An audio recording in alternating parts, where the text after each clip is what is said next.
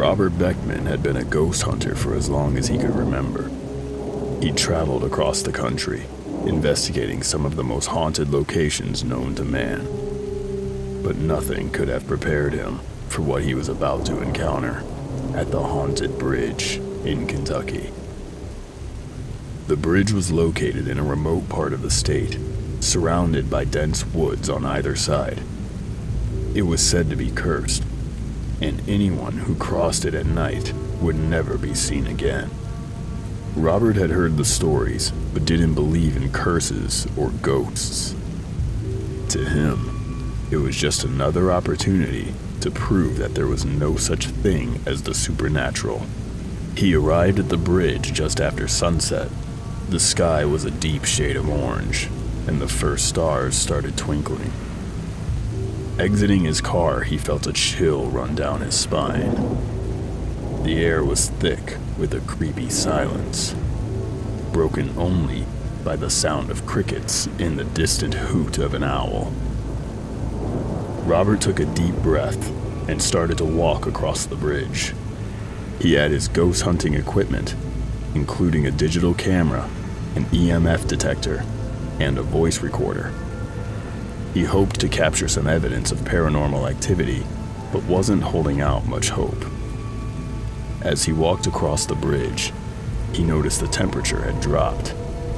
It was now so cold that he could see his breath in front of him. He shuddered and continued on, trying to ignore the feeling of dread that was creeping over him.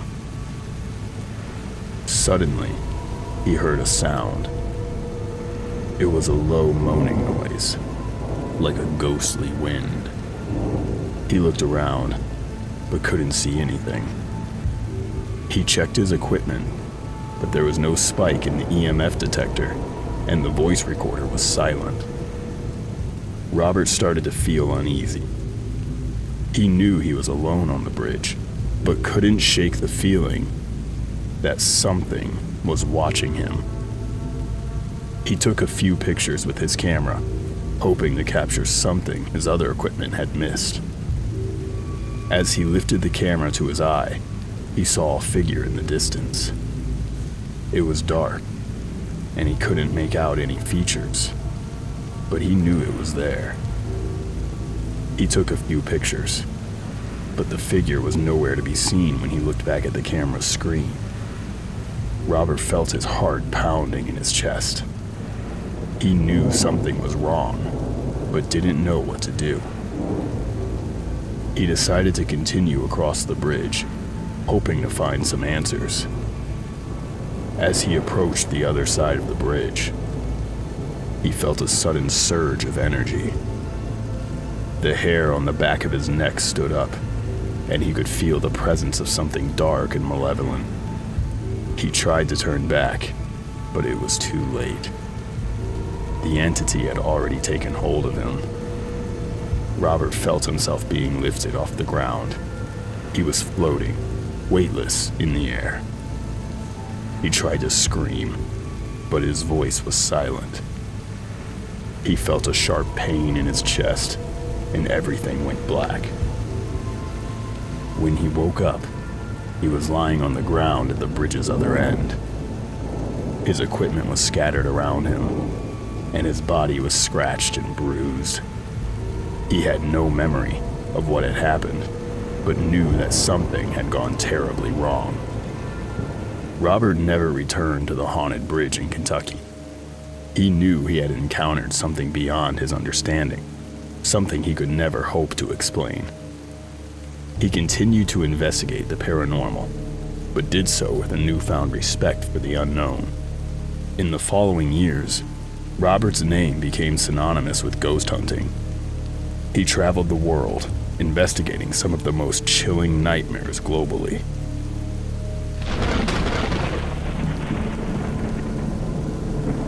Robert Beckman had been a renowned ghost hunter for years, investigating some of the most haunted locations in the world. But experience could have prepared him for what he was about to encounter at the Ohio State Reformatory. The prison had been closed for years, but it was said to be haunted by the ghosts of the inmates who had been executed there. Robert had heard the stories, but he didn't believe in ghosts. It was just another opportunity to prove that the paranormal was a myth to him. Just as the sun set, he arrived at the prison early in the evening. The building loomed in front of him, dark and foreboding. Exiting his car, he felt a chill run down his spine. The air was thick, with a gloomy silence, broken only by his footsteps on the gravel. Robert had his ghost hunting equipment, including a digital camera, an EMF detector, and a voice recorder. He hoped to capture some evidence of paranormal activity, but wasn't holding out much hope. As he walked through the prison, he felt a sense of unease. The walls were covered in peeling paint, and the air was musty and stale. He could hear the distant sound of footsteps and whispers, but when he turned around, no one was there. Robert went to the cell block where the most notorious inmates had been held. He could feel the energy in the air, a sense of darkness and despair. He tried to ignore it and focused on his equipment.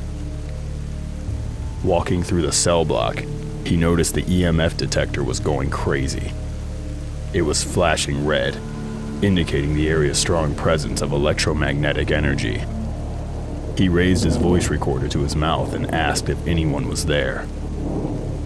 To his surprise, he received a response. It was a deep, raspy voice, barely audible above the sound of the EMF detector. Robert couldn't determine what it was saying, but knew it was a message from beyond the grave. He continued to ask questions, and the voice became more evident.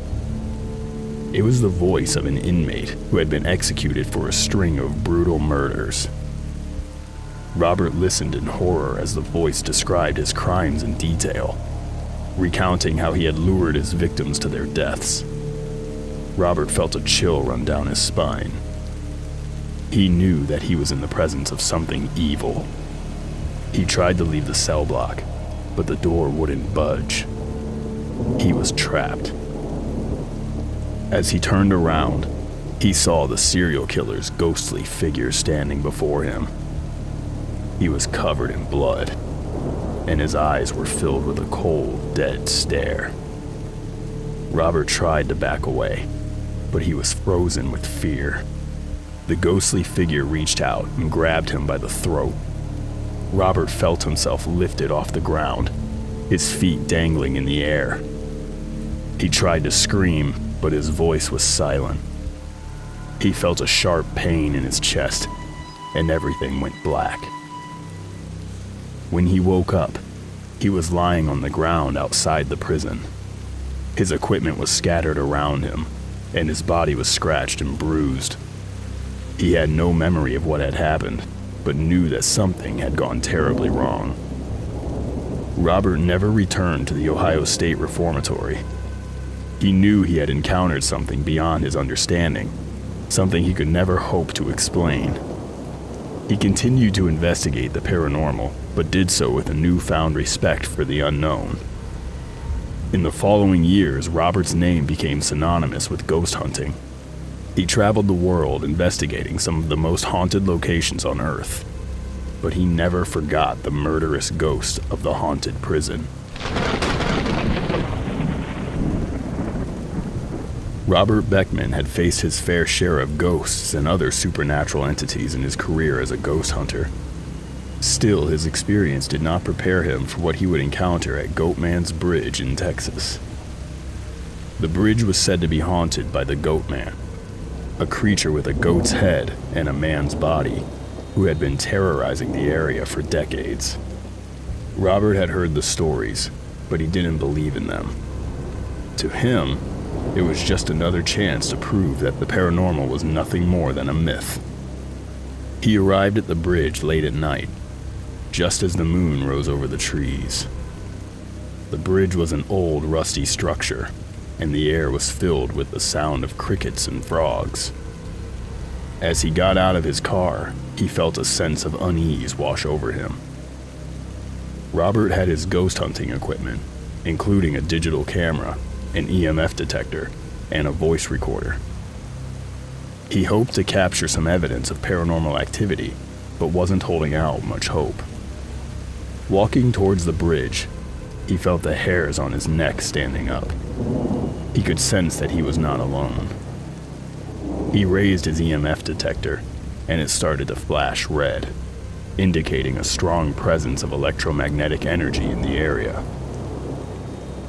Robert walked towards the center of the bridge, calling out to any spirits that might be present. He asked if there was anyone there, and to his surprise, he received a response. It was a deep, guttural voice, unlike anything he had ever heard. The voice said, "I am the Goat Man.